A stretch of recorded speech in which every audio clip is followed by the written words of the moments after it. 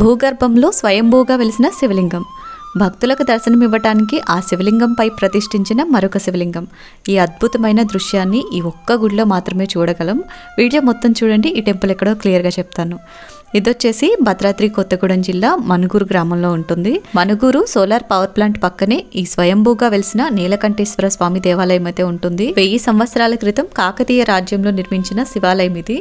కొన్ని కారణాల వల్ల అప్పుడు శిథిలావస్థకు వెళ్ళిపోయి భూగర్భంలో కలిసిపోయిన ఈ శివాలయం 70 సంవత్సరాలకు పూర్వం బయటపడిందంట.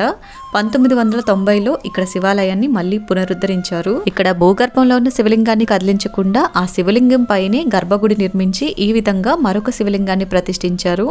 ఇక్కడ స్వామివారు శ్రీ నీలకంఠేశ్వర స్వామి అవతారంలో కొలువుతీరున్నారు. గర్భగుడిలో ఉన్న స్వామివారికి కుడివైపున విఘ్నేశ్వర స్వామి, ఎడమ వైపున నీలా సుందరీదేవి అవతారంలో అమ్మవారు కొలువై ఉన్నారు. ప్రశాంతమైన వాతావరణంలో ఉండే ఈ పురాతన ఆలయం గురించి మీలో ఎంతమందికి తెలుసు అనేది కామెంట్ చేయండి. ఆ శివయ్య ఆశీస్సులు మనందరిపైన ఉండాలని మనస్ఫూర్తిగా కోరుకుంటూ కార్తీక సోమవారం శుభాకాంక్షలు.